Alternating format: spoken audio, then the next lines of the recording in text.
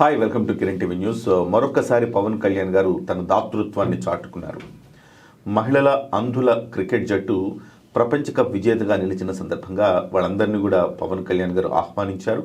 So వచ్చిన Mangalagiri party ఆఫీస్కి వచ్చిన తర్వాత వాళ్ళందరితోటి ఒక్కొక్కళ్ళతోటి మాట్లాడించి వాళ్ళ ఫ్యామిలీ వివరాలు తెలుసుకుని వాళ్ళ స్థితిగతులు కూడా ఆయన తెలుసుకున్నారు. ఒక్కసారిగా చెల్లించిపోయిన పవన్ కళ్యాణ్ గారు ఒక్కొక్కళ్ళకి 5 లక్షల చొప్పున మొత్తంగా 84 లక్షల రూపాయలు ఆయన తన సొంత డబ్బులు వాళ్ళకి ఇవ్వటం జరిగింది. సో ఆ అంశం గురించి మనం మాట్లాడుకుందాం. మనతో పాటుగా ప్రముఖ రాజకీయ విశ్లేషకులు చంద్ర శ్రీనివాస్ గారు ఉన్నారు. సార్ నమస్కారం. నమస్కారం కరణ్ గారు. సార్, మరొకసారి పవన్ కళ్యాణ్ గారు తన దాతృత్వాన్ని చాటుకున్నారు. కేవలం ఇదొక్కటే కాదు, ఆ అమ్మాయి దీపిక అడిగిన ప్రశ్నకు సార్ మాకు హేమావతి నుంచి రోడ్డు లేదు సార్ అంటే అప్పటికప్పుడు శాంక్షన్ చేశారు. 6.2 కోట్ల రూపాయల విలువైన రోడ్లు శాంక్షన్ చేశారు. సో మొత్తంగా నిన్న జరిగిన కార్యక్రమాన్ని ఎట్లా చూస్తూ ఉన్నారు సార్? అద్భుతం అండి. మనం ఎప్పుడూ చెప్పుకునేటట్టు ఈయన లోకల్ కాదు, నేషనల్ అన్నట్టు ఈయన జాతీయ సంపద. ఈయన ఎక్కడ గెలవడు, ఈయన ఎక్కడెక్కడ విమర్శించిన వీళ్ళు వాళ్ళే ఆశ్చర్యపోతున్నారు. ఇంత దూరదృష్టి, ఇంత రాజకీయ పరిణితి, ఇంత సేవ చేయాలన్న గుణం. ఎవరైనా రాజకీయ అధికారులు వస్తే ప్రభుత్వ డబ్బు ఉందని చెప్పేసి ప్రభుత్వం ఏ విధంగా పథకాలు ఇవ్వచ్చు, స్పోర్ట్స్ నుంచి ఇవ్వచ్చు, శాప్ నుంచి ఇవ్వచ్చు అని చెప్పేసి ఆలోచిస్తారు. అవును, ఈయన అయ్యి ఆలోచించట్లా. ఇక్కడ నేనేం చేయాలి, నా సంపదలో నా ట్రస్ట్ నుంచి ఏం చేయాలి, వీళ్ళకి నా వంతుగా నేనేం చేయాలి, టు డు సంథింగ్.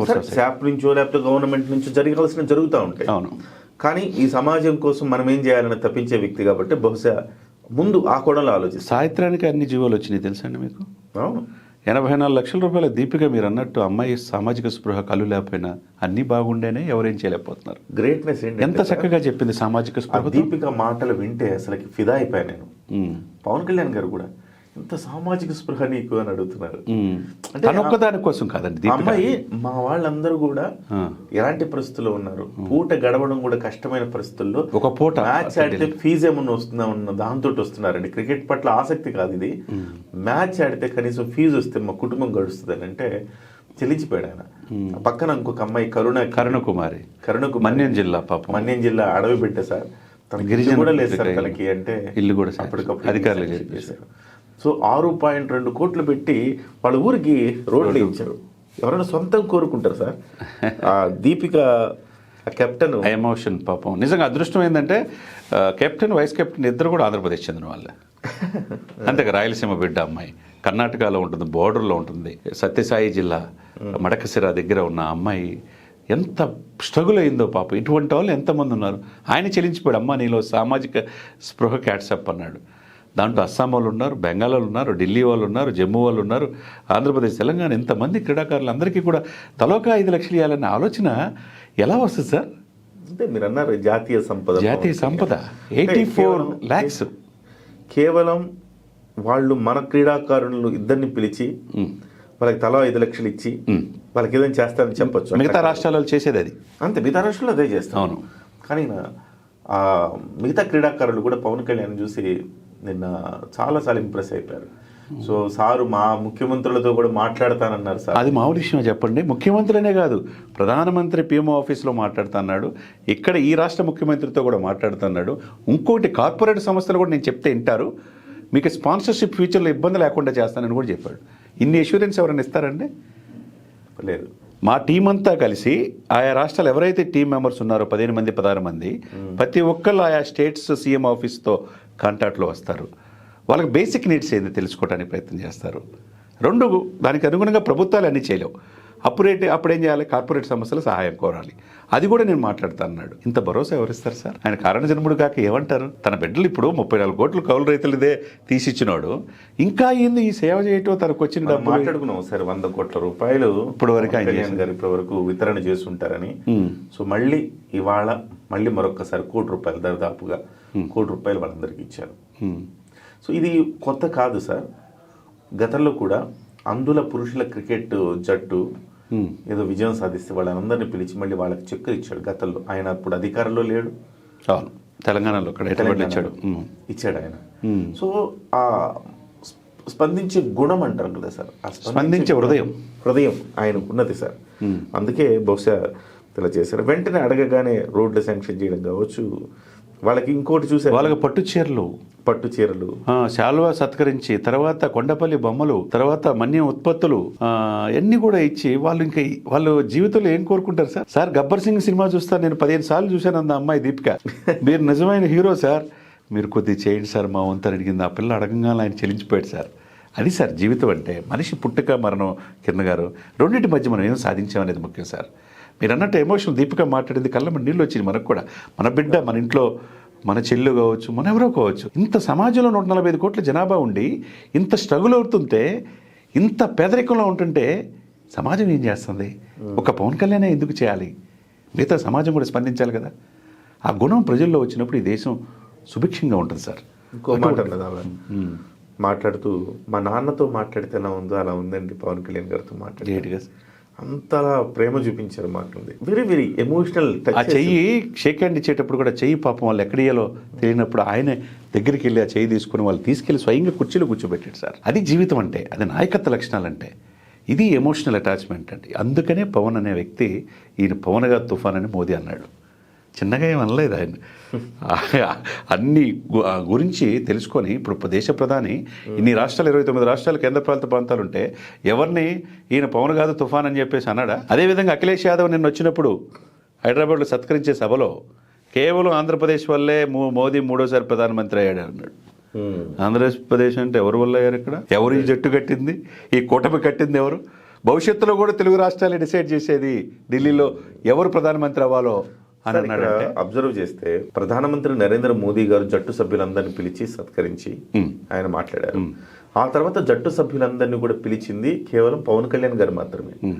ఏ రాష్ట్రం ఆ రాష్ట్రం వాళ్ళ క్రికెటర్లను పిలుస్తుంది, డెఫినెట్ గా వాళ్ళని ఏదో సత్కరిస్తుంది, వాళ్ళకి మీరు ఇవ్వచ్చేమో. Sorry for the interruption. మీరు ఒక గంట క్రితం, ఒక అరగంట క్రితమే చూసా.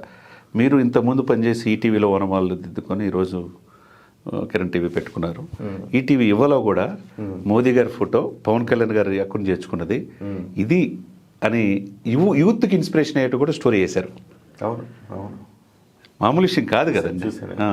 మిగతా రాష్ట్రాలు ఇప్పుడు అన్నట్టు, మీరు అన్నట్టు ప్రధానమంత్రి మోదీ గారు జట్టును పిలిచాడు, తర్వాత పవన్ కళ్యాణ్ పిలిచాడు. పుతిగే శ్రీకృష్ణ మఠం కూడా ప్రధానమంత్రి నరేంద్ర మోదీ గారు వచ్చారు, ప్రారంభ తర్వాత పవన్ కళ్యాణ్ గారు వచ్చారు, ముగింపు. సో అంటే ఈ కనెక్టివిటీ ఏమనిపిస్తుంది? కనెక్టివిటీ చూడండి, అంటే జాతీయ సంపద, రాష్ట్రాల్లో ఉండే నాయకులకు జాతీయ దృక్పథం ఉండేవాళ్ళు అరుదు, రేరు. అరుదైన నాయకుడు పవన్ కళ్యాణ్ గారు. రాష్ట్ర నాయకుడే, కానీ జాతిని మొత్తం గురించి ఆలోచిస్తాడు ఆయన.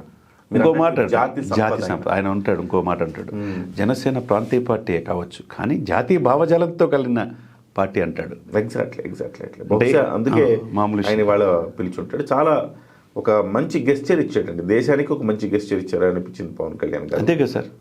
డెఫినెట్ గా మిగతా రాష్ట్రాలు కూడా ఎందుకు పిలుస్తున్నాయి ఆయన? ఇప్పుడు సుబ్రహ్మణ్యేశ్వర మురుగును సమావేశానికి ఆత్మీయ చీఫ్ గెస్ట్కి ఎందుకు పిలుస్తారు? ఇంకోళ్ళు పిలుస్తారా? తమిళనాడులో ఏర్పాటు ఉద్యోగాలతో ప్రథమంగా ఉండే వాళ్ళు పిలుస్తారా?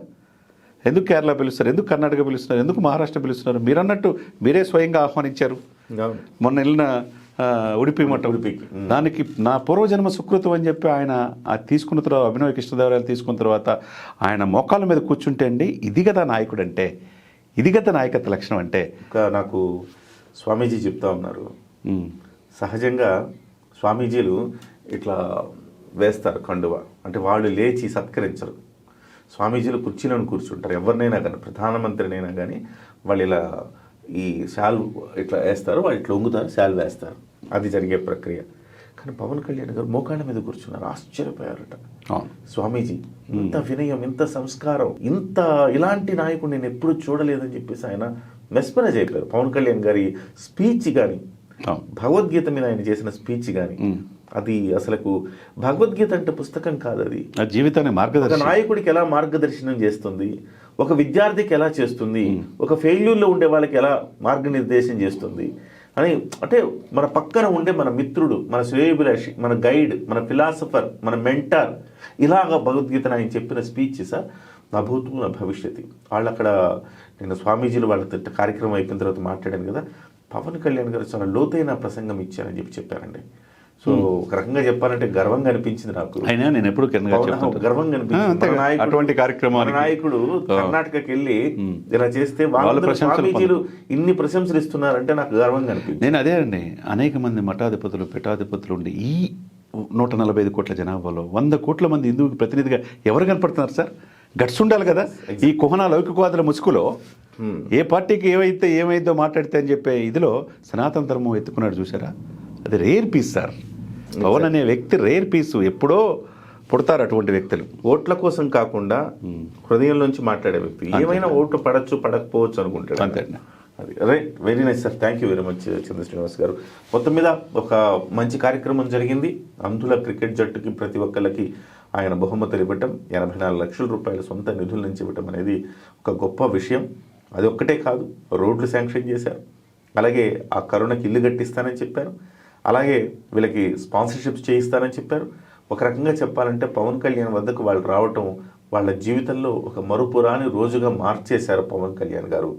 సో అస్సాం వాళ్ళైనా, బెంగాల్ వాళ్ళైనా, ఢిల్లీ వాళ్ళైనా బహుశా పవన్ కళ్యాణ్ గారిని కలిసిన తర్వాత అదొక మరుపురాని రోజుగా వాళ్ళ జీవితంలో గుర్తుండిపోయే విధంగా పవన్ కళ్యాణ్ గారు వాళ్ళు ట్రీట్ చేశారు. అదొక గొప్ప విషయం అని మనం చెప్పుకోవాలి. నమస్కారం.